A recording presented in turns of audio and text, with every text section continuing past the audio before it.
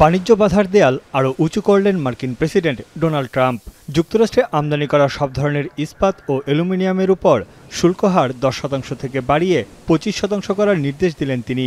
আগামী 4 মার্চ থেকে এই পদক্ষেপ কার্যকর হবে বলে জানিয়েছে white house.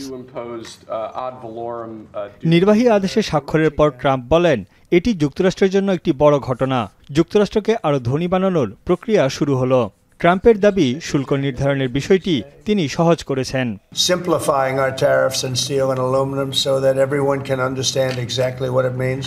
It's 25% without exceptions or exemptions, and that's all countries, no matter where it comes from, all countries. If made in the United States, however,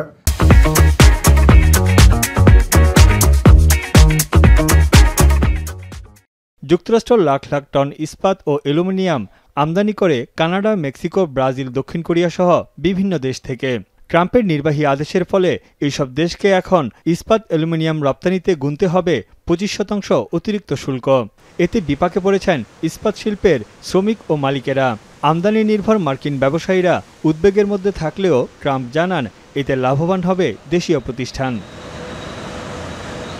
এদিকে ট্রাম্পের নতুন শুল্ক নীতিতে ক্ষতির মুখে পড়ার আশঙ্কা করছে ফ্রান্স, স্পেন, জার্মানি সহ ইউরোপের বিভিন্ন দেশ।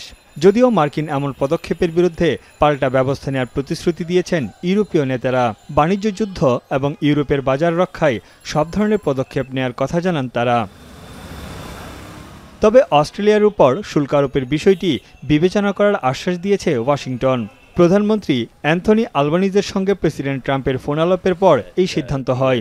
ট্রাম্পের সঙ্গে একটি চুক্তিতে পৌঁছানোর বিষয়েও আশাবাদী Albanese. Australia's case for an exemption, and we agreed on wording to say publicly, which is that the US President agreed that an exemption was under consideration. এদিকে অটোমোবাইল, ওষুধ, কম্পিউটার চিপ সহ আরও বেশ কিছু আমদানি পণ্যের উপর আরও শুল্ক আরোপের আভাস দিয়েছে ট্রাম্প প্রশাসন। ট্রাম্পের এমন পদক্ষেপে বিশ্ববাজারে রেকর্ড আউন্স প্রতি প্রায় $3,000 পৌঁছেছে স্বর্ণের দাম। অন্যদিকে মার্কিন ইস্পাত প্রস্তুতকারক কোম্পানিগুলোর শেয়ারের দাম বেড়েছে 10% বেশি। এমন পরিস্থিতিতে মার্কিন শুল্ক আরোপের বিরুদ্ধে বিশ্ব বাণিজ্য সংস্থায় অভিযোগ দায়েরের হুমকি দিয়েছে হংকং। তাদের দাবি, আলাদা কাস্টমস অঞ্চল হিসেবে হংকংকে সম্পূর্ণরূপে উপেক্ষা করেছে যুক্তরাষ্ট্র, যা বাণিজ্য সংস্থাটির নিয়মের পরিপন্থী।